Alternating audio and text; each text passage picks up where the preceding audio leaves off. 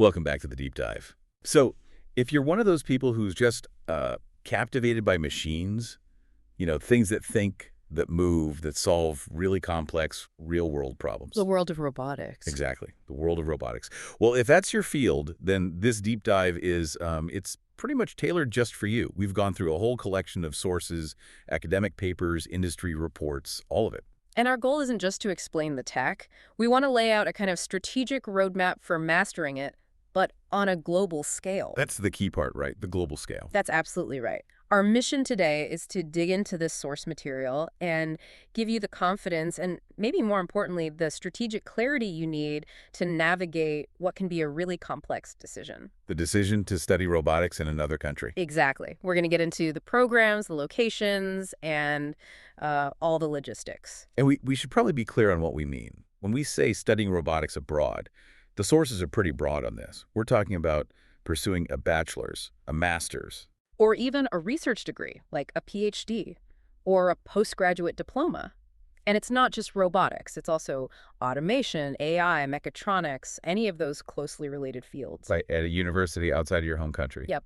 So we're looking beyond just getting a degree. We're focused on how you can maximize your global advantage in a field that is, it's inherently international. Okay, let's unpack this right away, because the effort to pack up your life, move overseas, deal with all the international student stuff, it's huge. Oh, it's a massive investment. So why do it? Why go abroad when you could probably study robotics locally? What are the unique strategic benefits that justify all that time and money? Well, the sources make it really clear that the benefits aren't just academic. They're profoundly infrastructural and cultural. Infrastructural, what do you mean by that? When you study robotics abroad, you're basically planting yourself in a hub where innovation is just part of the air you breathe. You get immediate, consistent access to advanced labs, cutting-edge research facilities, the kind of high-end hardware you just can't find everywhere. Okay, so access to the best tools. That makes sense. But, as we always say on here, the human side of it is just as important. It is. And in these global centers, you get this amazing chance to work directly with faculty and researchers who aren't just teaching concepts. They're actually building the tools that are reshaping entire industries, from medicine to manufacturing. And the programs themselves are different. Critically different. They're often way more interdisciplinary. They combine mechanical engineering, computer science, AI, embedded systems in a way that's much more integrated and, frankly, better funded than a lot of domestic programs. That covers the technical side, which is huge. Yeah. But let's talk strategy. Robotics isn't built in a vacuum, right? It relies on global supply chains, on teams from different cultures. Exactly. So if I'm looking for a competitive edge, what does that international perspective actually give me that a local degree wouldn't? This is the specific insight we pulled out. The experts we analyzed all emphasize that robotics, by its very nature, demands collaboration between wildly different fields and cultures. And the international setting, it just forces you into that global mindset. So you learn it by doing it. You have to. There's this one quote from an expert researcher we read that put it perfectly. He said, when you learn robotics in an international setting, you get perspectives that are just as important as the algorithms. As important as the algorithms. Wow. Because global problems are never solved from just one point of view. It's just that simple. So it's a combination of algorithmic rigor and cultural agility. Precisely. And that combination leads to a massive career payoff. Companies all over the world trust graduates with international training because they've proven they can work with people from different cultures, different tech stacks, they understand diverse markets. It just makes you more valuable. It significantly accelerates your career advancement, no question. Okay, this is where it gets really interesting for me. The strategic mapping. Let's do that global tour the sources mentioned, but let's focus on the type of robotics each country specializes in. So based on where you want to end up in your career, where should you start looking? We have to start with the United States. Strategically, the U.S. is still the unmatched leader in, let's say, pure AI, automation, and foundational robotics research. If your goal is to be right at the cutting edge of algorithmic development, this is a prime target. And what's the payoff for a student on the ground?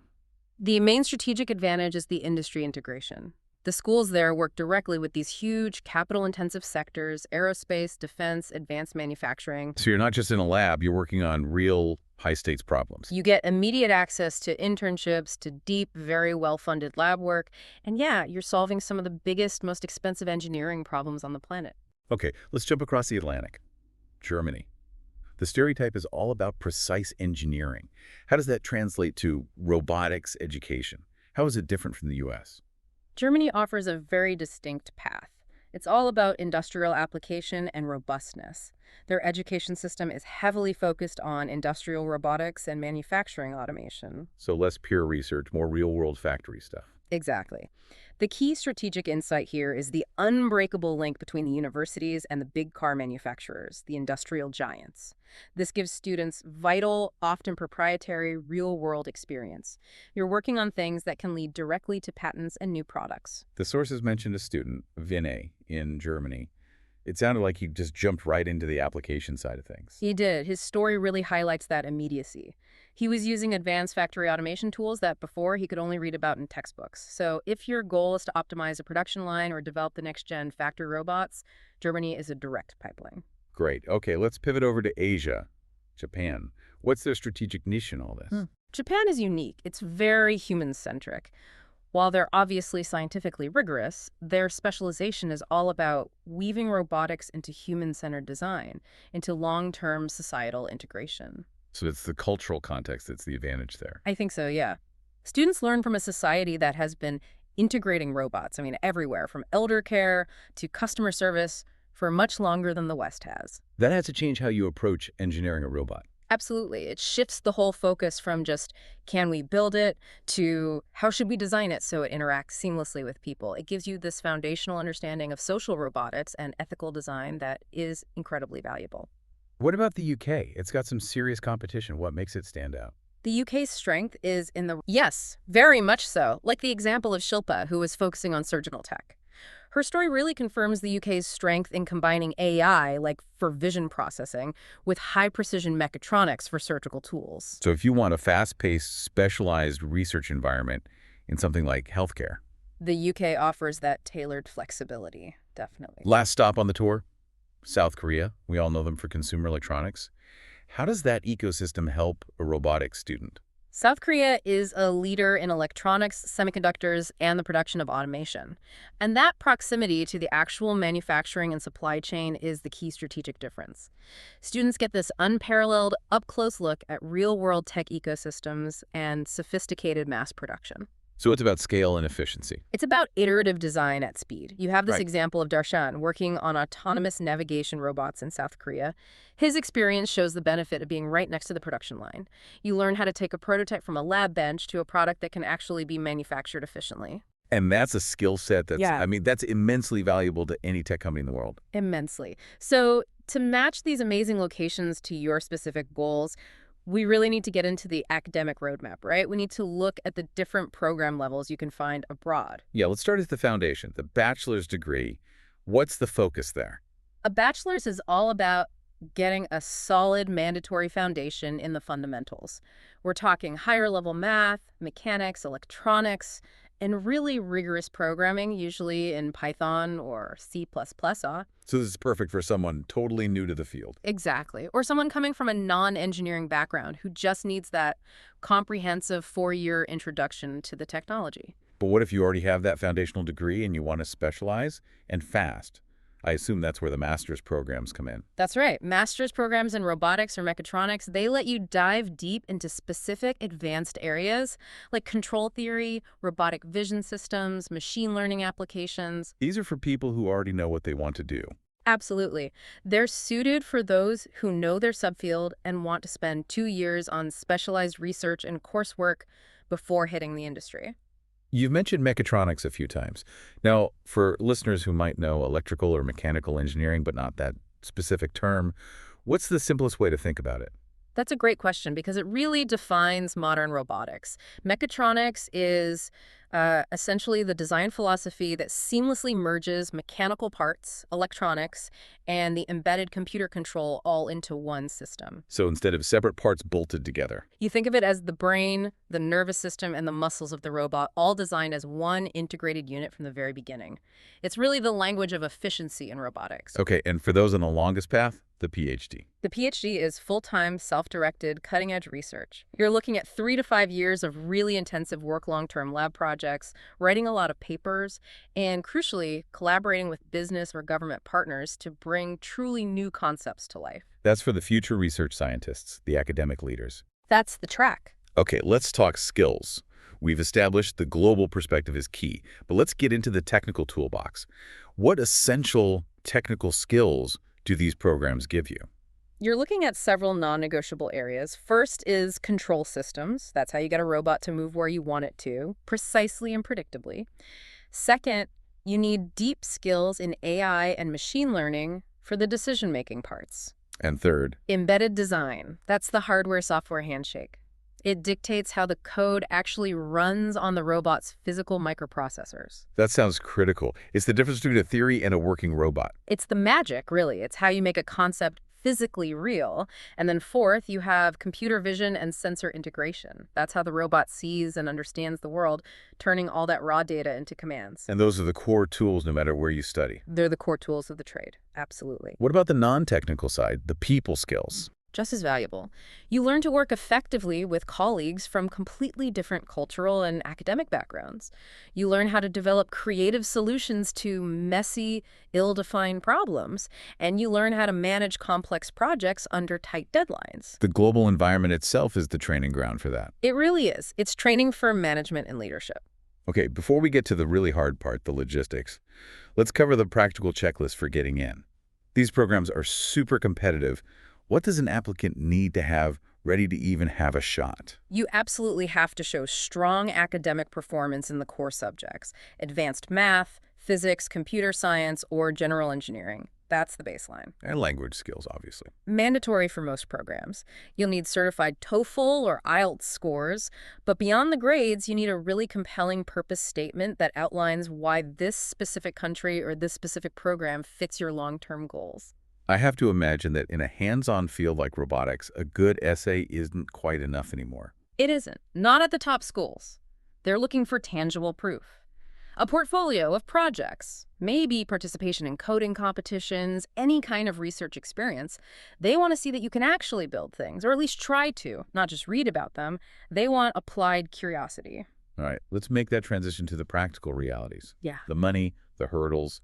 We've talked up the global advantage, but what does this all mean for someone's actual plan when you factor in the costs? Yeah, planning the finances is, it's non-negotiable because the costs are way more than just tuition. First is the tuition itself, which is all over the place. All over the place. You could be paying very little in some European public universities or, astronomical fees in top U.S. programs.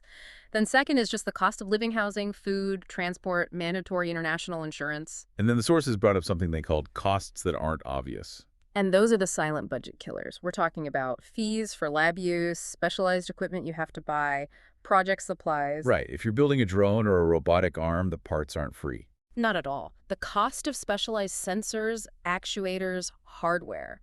It can add hundreds, even thousands of dollars to your expenses, depending on your research. This field requires hardware investment. Thankfully, there are ways to manage it. What are the main funding avenues students should be looking for? There are 3 main paths. First, highly competitive government scholarships. A lot of countries, Germany, Japan, others in Europe, have specific programs just to attract top international STEM talent.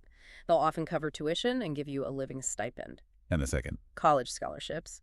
These are usually merit-based awards offered directly by the university, and they can cut tuition costs significantly. And the third option, especially for grad students, kind of bridges the gap between earning and learning. That's the research assistant or teaching assistant job, the RA or TA role. Graduate students, especially at the master's or PhD level, often get paid to help faculty with lab projects or teaching undergrads. So you get income and amazing experience at the same time. Exactly. It's experience that's highly marketable after you graduate. Okay, now for the reality check. It's a great path, but it's not easy. The sources identified 6 common problems students face. Let's hit the first 3.